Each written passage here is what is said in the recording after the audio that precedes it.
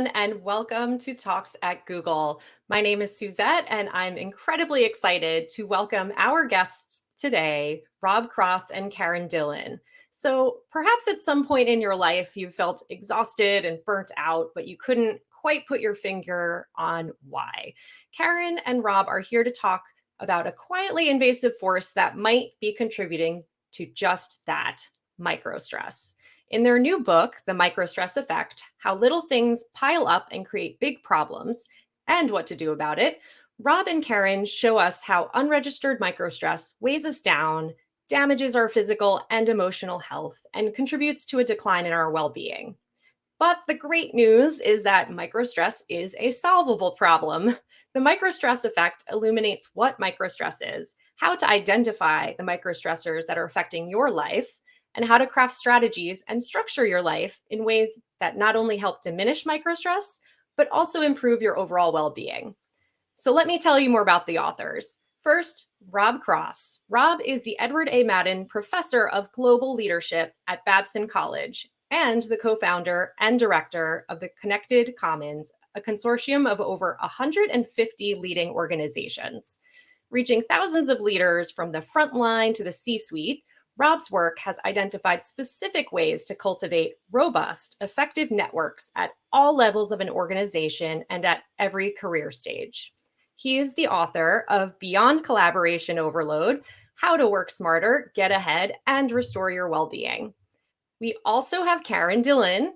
Karen is formerly the editor of Harvard Business Review and an author who co-wrote 3 books with Harvard professor Clayton Christensen. The New York Times bestseller, How Will You Measure Your Life? The Wall Street Journal bestseller, Competing Against Luck, the Story of Innovation and Customer Choice, and The Prosperity Paradox, How Innovation Can Lift Nations Out of Poverty. For those in the live stream audience with us today, we will have time for Q&A. So please go ahead, submit all your questions for Rob and Karen in that live stream chat at any time throughout the conversation. And now, please join me in welcoming Rob Cross and Karen Dillon. Hello. Hi. Thank you so much for having us. Absolutely. Thank you so much for being here today to talk about this incredibly important topic.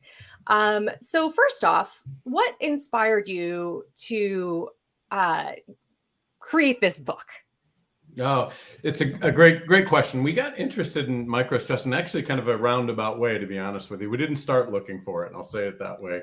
And as a lot of good ideas kind of happen, we were really paying attention to what members of the consortium were pushing us to think about. And about 5 or 6 years ago, I remember being in one of our meetings and the consortium companies that had really used a lot of the ideas we had around what are high performers doing today and how are they collaborating and connecting in different ways.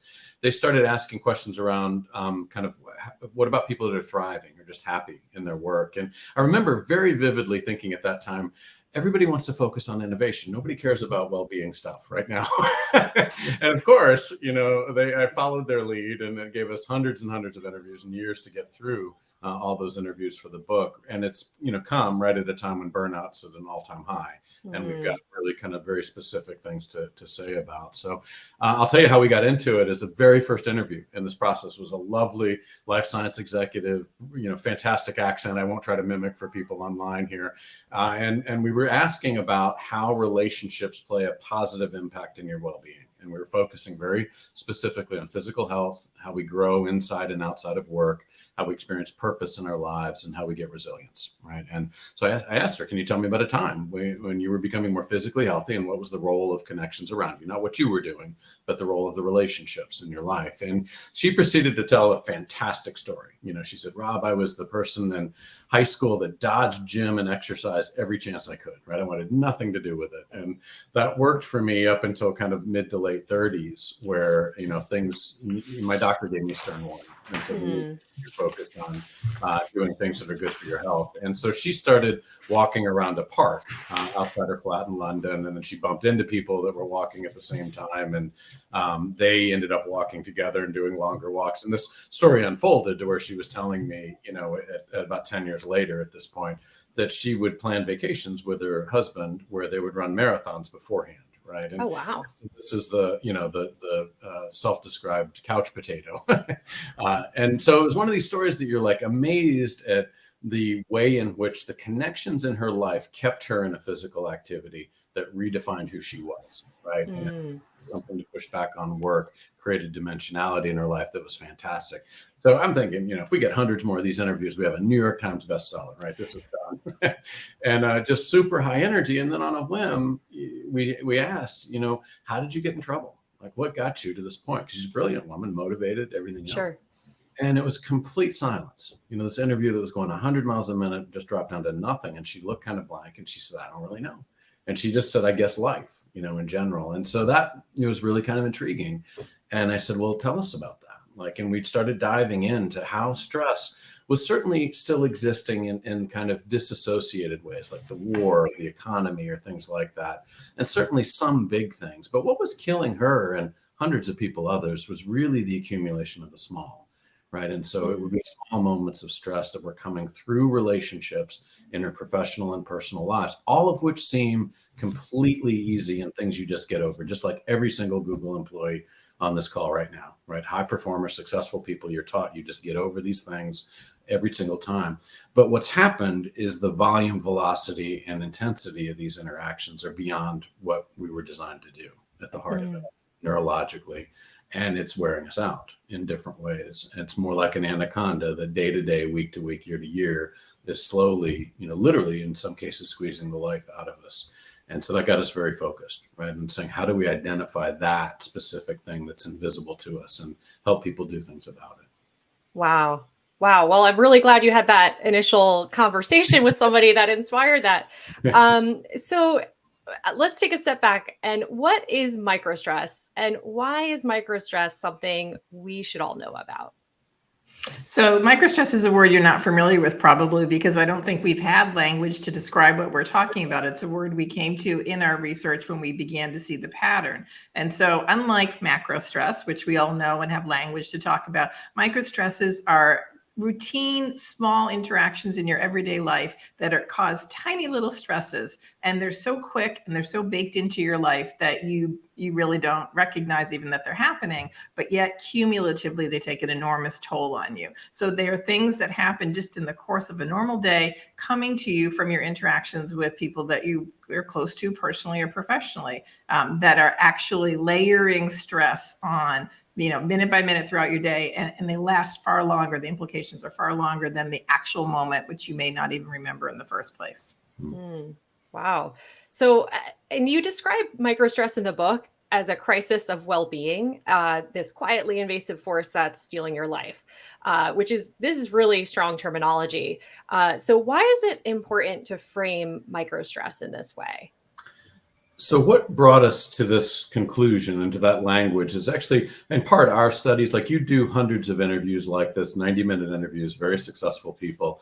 The first 10 minutes of every interview is rainbows and lollipops. Everything's great, right? Because that's the facade we're kind of taught to put out there. And then you Of get down course. to minute 30, minute 45, minute 75, and all the cracks start to come in. And you do hundreds of interviews like that, and it invades your soul, right? You start to feel that people are struggling in a much deeper way than we have traditionally seen. And again, the source of it wasn't these massive shocks, it wasn't massive health scares. It was the accumulation of small that was hitting us. But in addition to that, there's a tremendous amount of research that's been coming out over the past decade, really, that shows, for example, if you fall into clinical categories of loneliness. The crazy thing with this younger generation is they are the most connected generation of all time. They're also the most lonely. In Wow. terms of feeling like they have authentic connection around them. If you fall into those categories of that, the mortality rate is the exact same as smoking 15 cigarettes a day, 26% greater likelihood of dying, young, dementia, high blood pressure, all these things, right? And over and over again, these studies have shown that. And it kind of struck us, why do people not pay attention to this? We'll chase cholesterol medicines or blood pressure medicines and do all this stuff. And it's something that has the equal mortality rate. We're not really thinking about how do we invest in connections in ways that help us thrive, right? And so on both elements of this book, the first part of it, it was really around how do you identify where these micro stresses are happening and do things that can adjust those or shape those in your lives. And that's really worth doing. right? Yeah. We know throughout all of social psychology, those negative interactions have 3 to 5 times the impact on how we feel than the positives, right? And so if all we're doing is mindfulness, meditation, gratitude, all that stuff's great. But if we're not also taking the opportunity to shift the negative interactions we've let ourselves drift into, then we're leaving, some of the highest leverage opportunity on the table. And then the same thing on the positive side, right? The other side of the book is really thinking about how do the 10 percenters, our happiest people, kind of lean into connections differently in ways that create more fulfilling lives. And so really for both reasons, right? It matters physically, it matters emotionally, it matters mentally. Tons of evidence on this. And it's actually quite shocking to us that we as a society don't pay more attention to it, in the same way we do medications or other things like that. Sure, sure. Wow. Well, there are so many things that I love about your book, and in particular, I love the way that you've structured it. So you touched a bit upon this, but each chapter actually begins with some key insights about the topic at hand, followed by a person's real story that's illustrating the topics in action. You also include figures like we might see in a textbook and explanations that are backed with references to research. Every chapter also includes coaching breaks with actionable practices that anybody can adopt. So, what was your aim in structuring the book in this way? Mm, mm. So first of all, thank you for reading it. I mean, so many times people No, say I I read love your it. book and they could never recite that level of detail. The number of times I speak in conferences and people bring the book up, open and the binder cracks as I'm Yep. signing. I mean, So thank you. But I mean, to be purely honest, I've been blessed to be directing this consortium for 20 years, and Google's been a member in different times, and nobody wants ideas for ideas' sake, right? Everybody yeah. wants to get things that have impact and easily translatable into to what I go do differently. So that's been a real blessing in my life, because as an academic, we, sometimes drift off on our own ideas and theories that aren't all that relevant, and the consortia kind of keeps us honest and saying let's do things that have impact in that way. Excellent. Let me just add maybe a little bit about, you talked about the structure of the book. We tried to present the microstresses, and each chapter is a category of microstresses, sort of in the order in which you would recognize them in your life. So we put them in 3 buckets, and each chapter not only will help you identify the microstress, the particular category of microstress we're talking about, in the various ways it can occur, but will hopefully help you not only recognize it, but give some ideas for how do you push back, how do you coach yourself and others to be better, to either rise above it or find a way to mitigate that. And when Rob talks about the negative interactions, we're talking about things that create microstress, just small routine interactions that end up actually having a negative impact on you because they are a microstress creator. So we tried to make it accessible so that you would see in your life and then yourself, and you will, if you even skim the book, you will recognize that you experience a lot of the microstresses, but in the way that you would recognize them. Great. Yeah. And I did find a lot of this book very relatable. And I really appreciate the specificity that you've included. Yeah, let's just dig into some of the parts that, you might be able to relate to as a reader on what will have the biggest impact on your life. So for me, I, started reading the book. Chapter 2 and 3 right off the bat really resonated with me. So I'd love to talk a little bit more about those. So the topic on chapter 2 is microstresses that drain your capacity to get things done. And to preface this discussion, I'll reference the story that starts out, chapter 2. And it's probably one that anybody who's ever worked in an office environment has experienced. And it is about that dreaded late in the day email request that you receive from your manager. And that for sure, I'm sure all of us have had. This simple action, though, likely has a lot of cumulative ripple effects of microstress. Can you talk a bit about what immediate effects and subsequent ripple effects of a single microstressor like this could be for a person? Sure. So that chapter really focused on a set of microstresses that, as you said, drain capacity, right? They hurt our ability to get work done, and they create stress because we're either working harder and ignoring things that keep us healthy and whole, or we're under delivering, right? Either of which creates conditions of stress, for us. And there were 5 of them, one of which you put your finger on, is these shifts in work from a person in authority. So that tended to take really three kinds of forms throughout the work. It would be shifts in what work needed to be done. So that late day email, right? Suddenly either a surge of it or shifting work that needed to happen. Started a cascade that went to a whole series of emails, misalignments with people, working later in the day and missing a nighttime dinner and time with the son, and that's really what we see in this. So let me actually back up. So the kinds of shifts happen. It's the changing what needs to be done in the work, changing the performance criteria, right? How good, or, what you're shooting for in the work, or leaders that just show up differently from point A to point B. Emotionally, they're just different. You can't quite predict what you're getting. And what the story was telling was describing a cascade of this single email and all the uncertainty and people starting work and then recognizing they didn't, have the whole picture. And so they didn't do the work the way it needed to be done. And one person is kind of in the middle of this morass, right, of trying to solve problems that wasn't hers to begin with in many ways. And it kept her late and created stress in her life in a whole bunch of cascading ways. And that's kind of what we see, right, with those specific drains to capacity. We're used to the idea of shifts and expectations on us messing up our day, and you kind of groan at that. What we oftentimes miss is the ripple effects that kind of happen out. So if you've, for example, gone off based on your current understanding of a project and you've negotiated help with 5 other people to get what you need to get done, and you probably had to give help in some ways there, and then suddenly that shifts, then you're in a position where you probably have to give that help anyway, and then go find 3 other new friends, right, to help get done what now needs to be done. Or you may be in a position of trying to shield your team, right, from the vagaries of what's happening. Again, second steps, sometimes third steps that are created all from that small initial ripple. So that's one example. Yeah, and something to think about. So you also noted that inefficient communication practices is the most common of all the microstresses that you identified in your research. Why is that?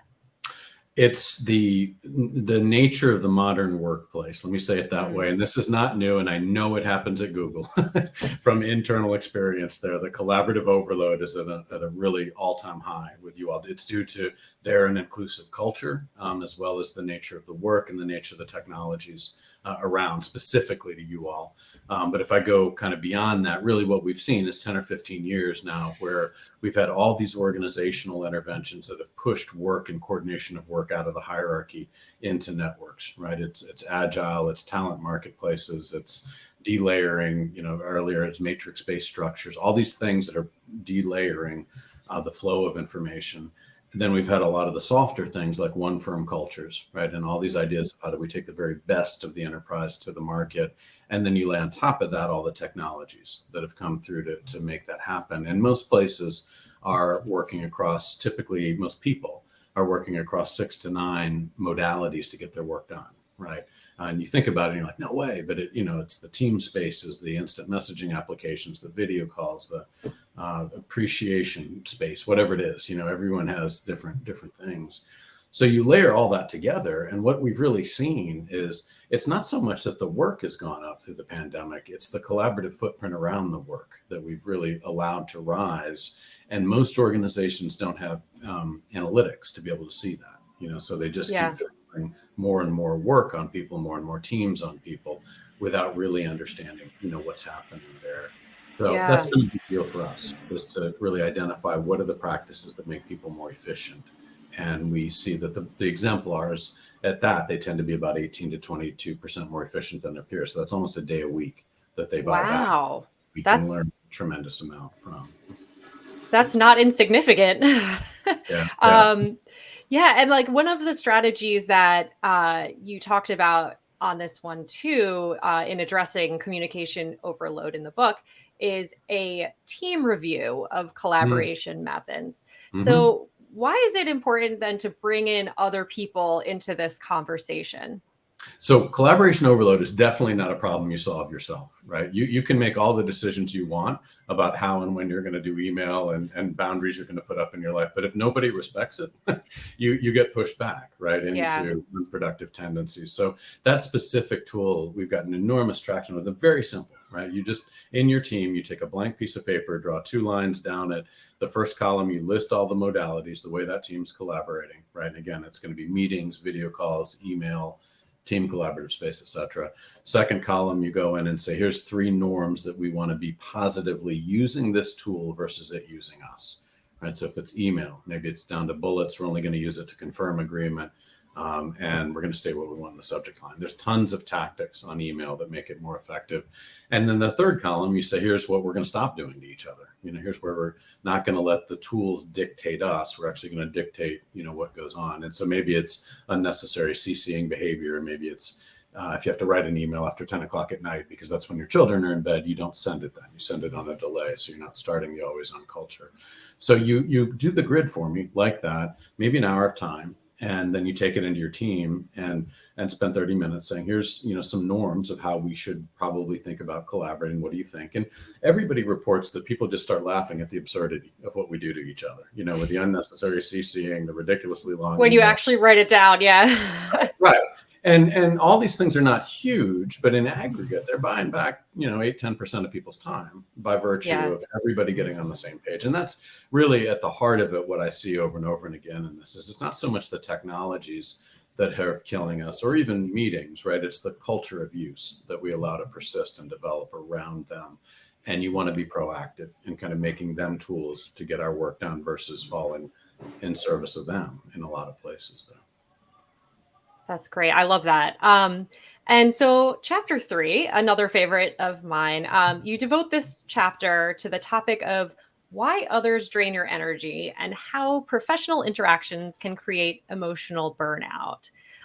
So to cue this one up, the example you provided is about somebody named Emma who just started a new, exciting leadership role. However, she is met with a constant bombardment of questions and fire drill emails from a highly anxious team member. And what this causes her to do is to immediately start questioning, did I make a mistake? Maybe I don't have those good leadership skills. And she brings that stress home to her spouse and is just thinking about quitting. You call this phenomenon emotional contagion. Can you talk more about what that term means? Sure. So this is in a category of things that we say deplete your emotional reserves. We're not talking about really toxic people or, people who are real jerks that are actually out to get you, just to kind of interactions with someone who is, in this case, highly emotional, really nervous himself, the employee, and with his kind of constant peppering of questions, it's making Emma feel like maybe she's not good enough for this job. Maybe the environment's not right. It's making her question herself. It's not that she couldn't answer any of these questions or couldn't give him a big answer, an appropriate answer in time. It's just the kind, again, the small interactions. That's a person, Rob likes when I say this, who sprays stress all over you. Oh, it's my not, goodness. It's not quite an image, isn't it? The first time Karen said that, I wrote it down. I was like, oh, that's it. Yeah. Perfect. But it's so Put it such on a a real image t-shirt. for most of us. It's how we feel, right? Sometimes a lot of us work in environments where we're kind of hanging on ourselves, but then we have a colleague who's the Chicken Little, right? Everything's terrible. Everything's going to, and they bring it to the rest of us. And we actually feel that, like we actually do pick up stress from other people, even though we're not feeling the direct stress on that. And this actually physiologically happens to us. There's some really interesting research that when we say the expression, I feel your pain, if the research has showed that if you're in the room with someone that you care about that is in some form of pain, your brain, the mirror neurons in your brain will actually register as if you're having pain too. Wow. So picking up secondhand stress is very real, and you can really feel the toll of that. And in that case, Emma, the person in the story, was a new manager, and she wants to do well. She wants to do right by her team. So she's starting to doubt herself as a manager, and she's worried about the people she's managing, also a form of microstress. So we can be in the context of our interactions with people, which are normal in any new job, or with one colleague who's a little more high strung than the others, we are absorbing that. And that microstress is stuff that sinks in and we take home. We don't leave it at the door at the end of the day. We start questioning ourselves. By the time we're getting home, we're not feeling great about our day. That's a really good textbook example of how microstress invades your life. Mm. Wow. So let's say now I'm in a place where I've acknowledged that others' emotions are affecting me. What can I do about it? And in particular, what can I do about it in a work environment?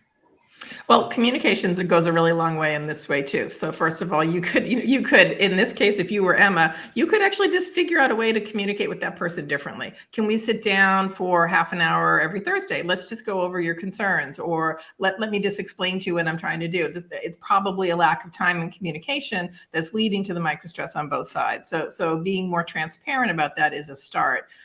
Also, people in a new job situation, for example, can look out for other people who can help make sense of what's happening. Somebody who's been in that department before that can explain, oh, that person, Jeff, is just the nervous Nelly. He's really good if you give him 3 things to worry about. He gives him something to focus on rather than making up things. Someone who just can share their experience and help you do that. You yourself can be kind of conscious at putting in perspective what's happening, so that you're not assuming the worst and you're not interpreting it as the worst. You can say, I get what's going on. This is a new environment. I need to make sure that I'm being clear. This is not the end of the world. We'll get through this in a couple of months once we get to know each other. There are things you can do to kind of right size what's really happening there, as opposed to letting it kind of sear into you and then go home with you. And then what often happens for many of us is you complain about that work experience of that person with your spouse or your partner at home, and then they reinforce it because, you're right, that is so terrible. That person's not respecting you. You don't need this job. And then suddenly, instead of kind of maybe getting yourself back into the right perspective, this is going to be okay. I can solve this. I can work through this. You're suddenly all worked up about, yeah, I'm not respected enough. I shouldn't stay at this job. We can reinforce the worst in each other if we do that all the time. So, and then you've also probably taken some toll on your night at home because you spent 15 minutes describing the specific scenario in which he made you look bad in a meeting, or chased you down the hallway, and you're into the entertainment of the evening before you actually feel like you can start to relax. Wow, yeah, and I have definitely been there, and sometimes too on both ends of in wanting to listen to somebody and wanting to be empathetic. It might get lost, that second piece of it, to kind of keep what the proactive components are of not having to end up in that situation all the time are. So absolutely appreciate the focus on how this all cascades down. So another strategy you mentioned for this particular type of microstress is to stop trying to solve every problem on your own preemptively, and instead to create a shared accountability. What is shared accountability? So you use the word proactive just then, and I think that was perfect for what we're talking about. You sort of know you're in an environment or a context that you're allowing to be microstress is completely shaping it. If you're feeling reactive all the time, reacting to requests, responding to the employee who's nervous, being in a proactive capacity, it can help that employee themselves start to problem solve. You can coach for independence. You can ask them to come to you with solutions first, and then you'll work on it together. You can suggest resources that they can go to. We oftentimes default, especially as managers who we want to help our team. Again, we care so much about them, so that we're trying to help them. We're almost over involved in helping them rather than allowing them to grow, the opportunities to grow. But if we find ways to help themselves and learn and grow, you're actually taking some of the burden off yourself, right? Because too often we step in to do it. It's going to take me an hour. It might take you 3 hours. I'll just do it. Yep. And then you've done a couple of things, or you've trained them that you will step in to solve it for them, and that they don't have to actually ever learn that or figure out how to problem solve. And you've created an extra hour of work for you, which is just that one instance. And maybe there are 5 times a week that you do that. That's, you're looking at a day. So finding ways to be supportive, but again, help them share the responsibility for figuring out and problem solving, coaching them for that, is going to benefit everybody in the long run. It's going to remove microstress from both sides of that in the medium run, not even the long run, in the medium run. Yeah, that's really important to think about, when making those types of decisions. So let's go back a bit to the touching upon the research for this book. And something that you did mention earlier, Rob, was the 10 percenters. So can you talk more about who are the 10 percenters? Yeah, absolutely. So they, what I described earlier is the trajectory of our interviews, 90-minute interviews. They're very deep, and They got, not as personal as people wanted, really. You respect the boundaries, but really trying to understand people's lives and what's both creating stress and positive for them.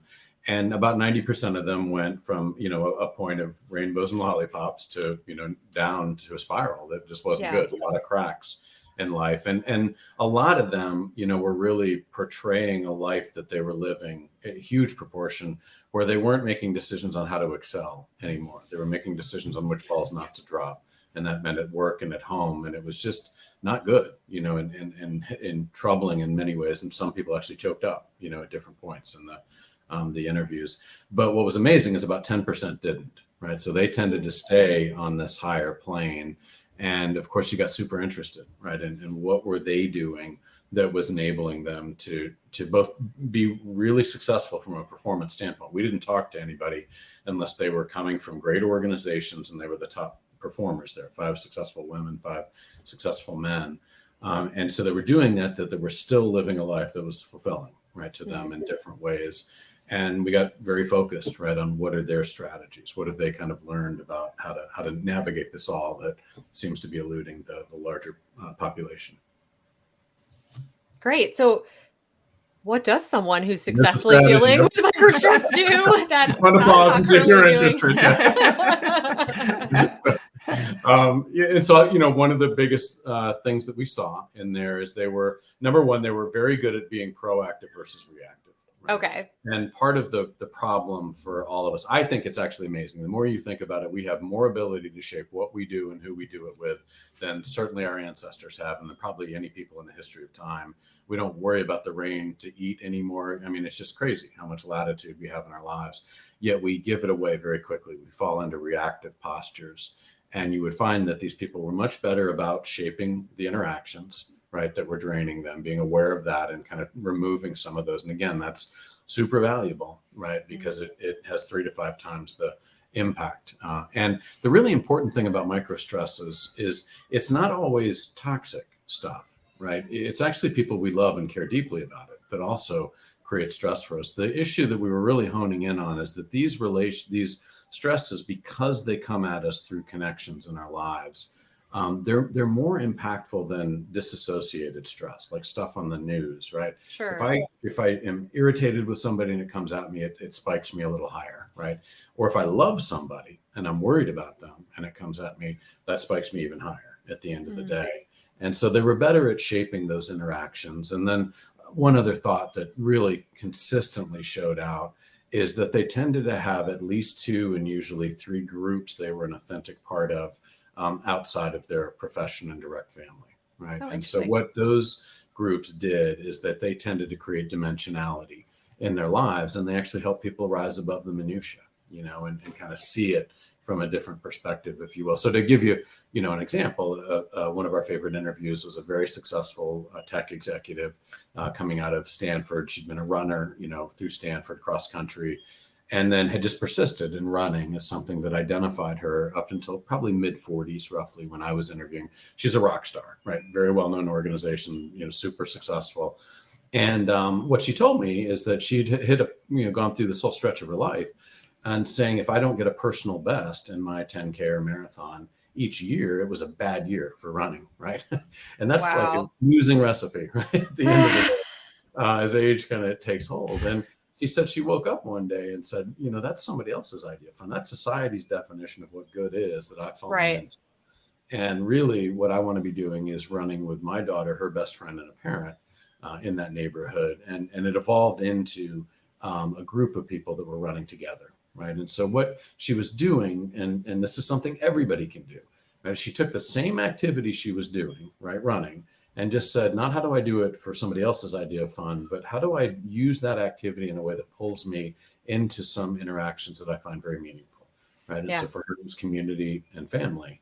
And the more that you look at it that way, and the interactions themselves, not the relationships, but the interactions happening in them, you have a sea of opportunity to kind of shift how we're experiencing life. And that was really one of the big things the 10 percenters did. Again, if I had one idea, I'd leave for everybody, it's have at least 2 and usually 3 groups outside of your profession that you were an authentic part of. And it tends to be a really strong antidote to a lot of the things that hit us today. Great. Okay, so and also in more discussion on action and what somebody can do on that, how long would it take me to identify my personal microstressors and take action? Do Mm. I look at this as a number of incremental steps as part of a larger process? What would you say? I think it's actually quite easy. Then there's different things. So we've actually put Okay. an app out on the App Store, right? Called the Microstress Effect app. You can download that. It's free. You have the Cool. ability to go through and say, what 2 or 3 of these microstresses are hitting me.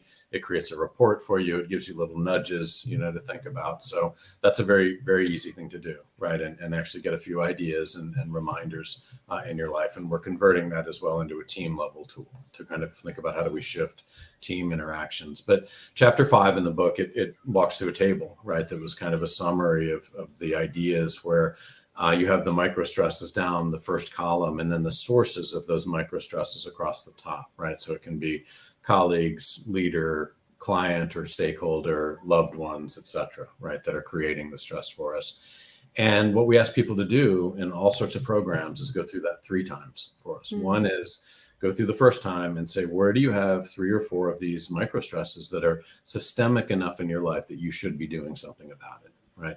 And universally, people say, I could find 10 or 12 in here. And I'm like, no.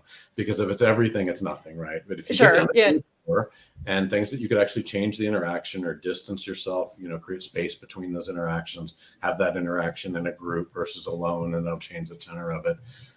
You have a material impact on your life, right? Because remember, Yeah. the negatives are 3 to 5 times the impact of the positives. So changing that is a big deal. And the second pass, you go through and you say, which of these are you unnecessarily causing others, right? And whenever you do that, people pause because they're used to thinking about, oh, this is how everybody's getting me. But Right. now you've got to think about what am I doing to others? And the reason for that is in part because you want to create cultures that are thinking about this in companies. But just as importantly, what we could really clearly see through the interviews is the more stress we unnecessarily create, the more it boomerangs back on us in a different form. And so you lean on an employee too heavily, 33rd time, you've given them a little bit too much, they start burning out and disengaging, and suddenly you've got more work, right, because of that. Or you push a child, on something that the scope of things doesn't really matter, but it's in your grill and you're bugged by it. And so you push a little bit too hard and it becomes belligerence, right? Or a child that's kind of distancing. It creates a different, form of stress. So the less we create unnecessarily, the better. And then the third pass through that table is to say, where have you gotten down in the minutia too much, right? And you're just down in the weeds on things and the scope of life. This thing just isn't worth worrying about or thinking about. And that, again, was the magic of the 10 percenters, right? They tended to live above the stress in many ways by the dimensionality they created and built in their lives. That's a real simple thing to do. Having the discipline to execute on it. That's another story. But it's not hard to identify and actually have very tactical things you can do. And then the key for me and why we're building this into teams is you need accountability, right? People that are watching, kind of thinking about it with you too. One thing I want to add to that because I think that's exactly right. It is really easy to identify your microstressors. It's probably trickier to figure out which are the ones that you're willing to try to tackle because they are systemic enough. But one of the things we learned from the 10 percenters is that small changes and small moments of connection can actually make a big difference. So it's not necessarily a whole life overhaul plan. You don't have to completely change who you are, what you do, what your job is. You can find small ways to either push back on some of those microstressors, again, small things, but you're removing the negative, as Rob said. So you're taking away a negative, which can have up to 5 times the impact of adding a positive, is a really high leverage thing to do. So removing a couple of negatives and adding some small moments of connection. We talked about people being connected in 2 or 3 authentic groups outside of home and family.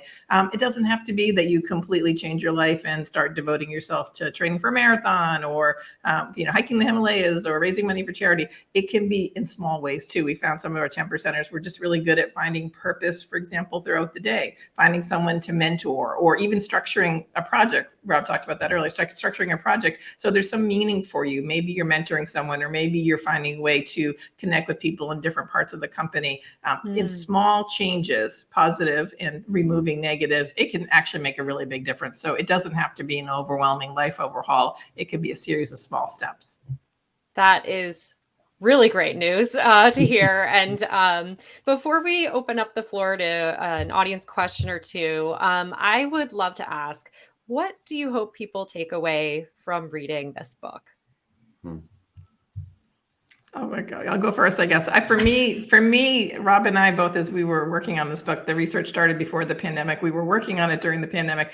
We recognized in ourselves that we needed this book as much as we needed to write it for other people. So I hope people sort of recognize maybe they have language for something they're feeling and haven't been able to put language to and talk about and articulate. Because once you sort of can name it, you can claim it. Once you name it, you can figure out what is actually exhausting you, and you can do something about it. So for me, there's something very empowering about understanding, it's not your fault. This is happening to you. This is real. You feel this. The reason you're exhausted is something that is actually physiologically happening to you, but you also can do something about it. So for me, and Rob and I have both been trying in our own lives to do it too. I think that's a really important takeaway.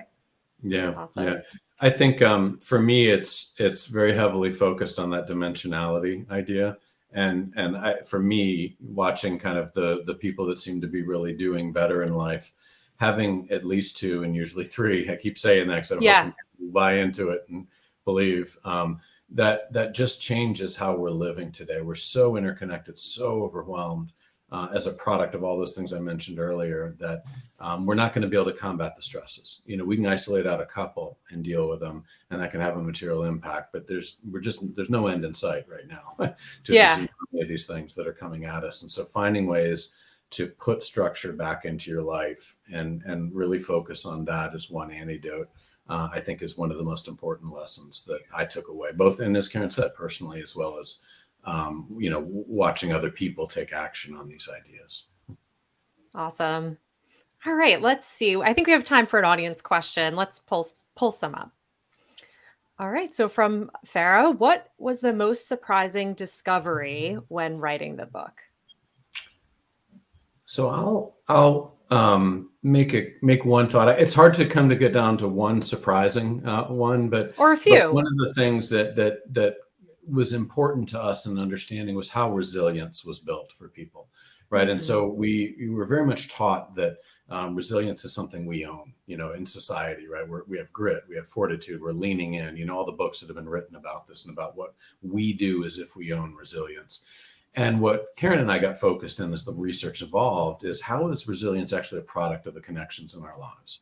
And if you ask hundreds of people, how did you make it through a difficult stretch? And those stretches ranged from I didn't get the promotion to my spouse died of pancreatic cancer when I had 3 children, right? And so they were all over the gamut. Sure. But then you focus in not on what did that person do, but how did they fall back on connections in their lives? You hear 8 really specific ways that people tend to benefit from others. And so that is certainly empathy, like Karen was saying before. We can over-index on empathy too, right? We can keep looking for it and not take a path forward. But it also included perspective, right? People that help you see, okay, in the scope of life, this is a stretch you're going through, to see a path forward, right? People that had been there before, like in a role or in a parenting situation that could kind of help you see cognitively, how do you get out of this? What do you do? For me, it's humor. I just need to laugh at the absurdity of the situations half the time. And what we found is people that had those connections, they just made it through difficult stretches far more easily than people that didn't. And so having them, building them as you're going, and then also knowing how to use them is a big deal, right? And knowing, okay, I'm an empathy person, right? But I can't be too much. I got to be an empathy and then path forward person. Or for me, it's laughter or whatever it is. So that it wasn't so much surprising as it was shifting a lens, if you will, on kind of what that looks like. Great. I'll just add from my perspective is the idea of purpose was really powerful in this research, because I probably, like many people, thought purpose has to be a very big, lofty thing, right? I need to cure cancer. I need to make the world a better place. The idea that people who were actually able to live a better life were able to find purpose in small moments, that just felt more manageable. We could do that. And the power of purpose is really significant. There's lots of research on how feeling a sense of purpose actually is physically good for us, and it's good for the kind of quality of our lives. And so the idea that it didn't have to be something that felt like we would win a prize for, or we'd be eulogized for someday, is really liberating in a way, because then you can look for small moments of purpose in your day, and that makes a big difference. I've been trying to do that myself, just really in everyday interactions. And it feels good when you kind of consciously take that extra minute or connect with someone, or find, we have examples in the book of even people, someone who's sort of outgrown what his company does. He didn't find great purpose in what the particular product or service was of the company, but he found a way to remind himself of the good it can do by connecting directly with customers in a way that he hadn't as he'd gotten up the food chain, and sharing that with some of the junior people. It's just a reminder that, you know, part of your day can have purpose in small ways that can make a really big difference in your life. I love that, especially because it's a way less intimidating way to look at things than to think of the one big impressive goal. All right, I think we have another question. Let's bring that up. From Lauren, this has been so helpful. Thank you. Are there any other books or resources that you suggest to help with stress? I'll throw out a couple, and there are there's a lot of books right on this right now, especially as burnout's become important, and they all do a great job. And I'm hesitant to call out one versus getting in trouble. But there are books that way. I'll take a tangential route, and I'll say there's two that I thought were particularly impactful for me. One was this book, Together, that was written by the current Attorney General. He was the Attorney General, and then he stopped, and he became the Attorney General again. And he was the one that was really documenting the evidence of how we're suffering as a product of the lack of quality of connections in our lives, and especially the younger generation. A lot of it comes down to kind of the modalities we're using, and all those studies that were showing the physical impact of that. But then he also was talking to case exemplars of people that invested in connections in positive ways that created this kind of dimensionality that we're talking about. So that's one. I think the other one that was a real standout for me is one called The Good Life. And that was it's a study of simultaneously looking at a group of Harvard business school grads and inner city Boston students, but they tracked these people for 80 years and they interviewed them. They did all sorts of things to them, right? Brain scans, cholesterol checks, really systematic study. And at the heart of it, what they found is having quality relationships in your 50s is more predictive of your happiness and well-being in your 80s than cholesterol levels and other things. And so, understanding kind of that and the way in which the connectivity in our lives matters was particularly important. And they didn't say it this way, but they were constantly painting portrayals in their research about examples of people that were conventionally successful by society standards. Best organizations, right homes, right vacations, lack of connections, and how miserable they were. And then the reverse, right? People that were, maybe not as conventionally successful by society standards, but a rich array of connections, very happy and meaningful lives. And so that was poignant to me with all the research behind it. Wow, thanks. And I think we have time. Let's squeeze in one more question. I actually love this question. I saw it come in. I was going to raise my hand to answer it because I think it's a really interesting question. I don't know. Going back 20 would be hard because I'd be so young, but you'd be 6, right? I just want my lunchbox. Sorry, little humor, but I actually think it's a really interesting question because it's something that I did wrong, and I think you should do better than me. Which is, I fell into the trap of being a kind of very focused achiever. And you have this sense that you need to sequence your life, right? Now I'm out of college. I need to focus on my job and my career. That's where I'm going to achieve.